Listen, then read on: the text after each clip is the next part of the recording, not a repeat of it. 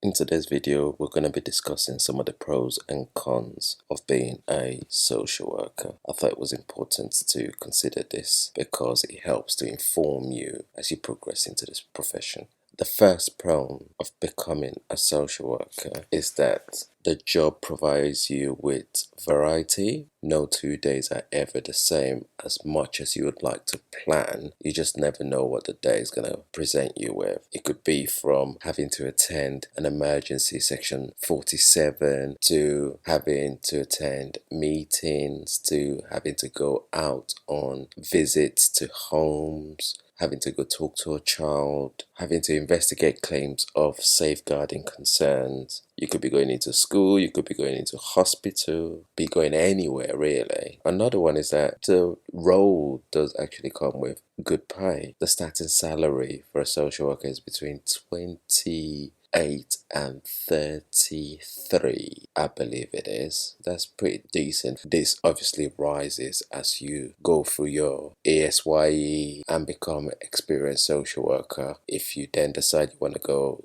into agency, that's another route you can consider. But I think what I might do is put up a video of the pros and cons of being permanent or agency work. Another positives of being a social worker is that the job is in high demand, so you're unlikely to be out of work. Once you qualify, you could either work in the UK, you could choose to go overseas to work. So it just really depends on you, what you're looking for. Social workers are sought after in different countries. So as long as you want to work, you would always have a job to go to. One of the key and most important things is that you get to make a difference in people's lives. You're coming into people's lives at the lowest point, and your knowledge and tools equips you to support them to return to some form of normality as you provide them with or refer them to appropriate resources and services, walking that journey with them to stabilize and overcome whatever challenges that they were facing at that point in time. I will say that the job does come with job satisfaction, and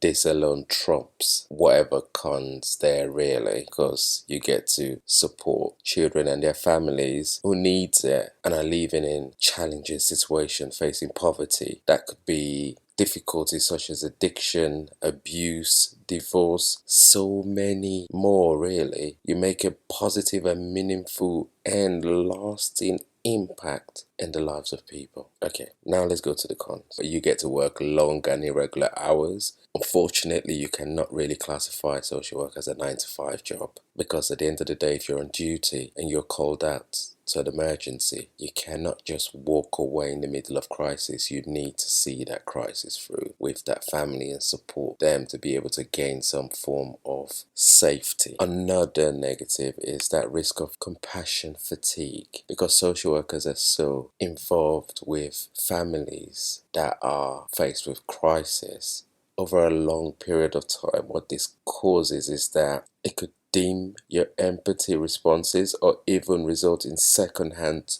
trauma and stress. For this reason, it's important that you look after yourself. You have some form of outlet by either going to the gym, reading, spending time by yourself, all of this important stuff. Another negative is that going into social work, faced with high caseloads, when you're given a case, it needs attention and you need to resolve situations as quickly as possible. Sometimes this can be overwhelming. There have been times where you could end up having cases between 28 and 40. It just really depends. The ideal cases should be between 15 and 20, and there are some local authorities that are able to do that. It's about being open to kind of search for that. We cannot forget the fact that another con is you're seen as the enemy by the families you're working with, by society as a whole. So it is important that we don't take this to heart. It is not necessarily you as a person, it's the profession itself and the bad press that is built up over the years. So it's about being the best social worker and working with the family to re-educate them about social work, because that's the first thing that you will need to face.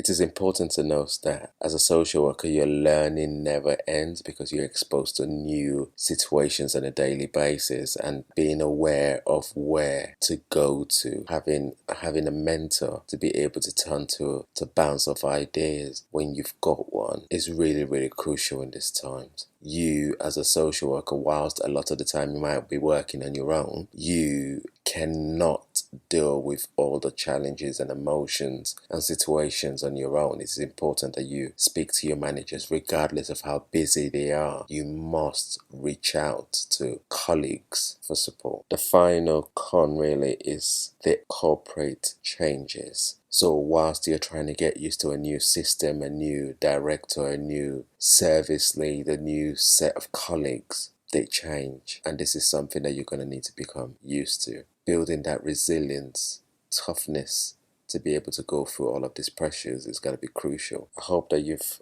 found this video useful. If there's anything that you'd like me to answer, please leave us a comment below and I'll try to respond as quickly as possible. Please like, subscribe and watch some of our other contents that we've got on our page, and I hope that you look after yourself. Please stay safe. Thank you. Bye.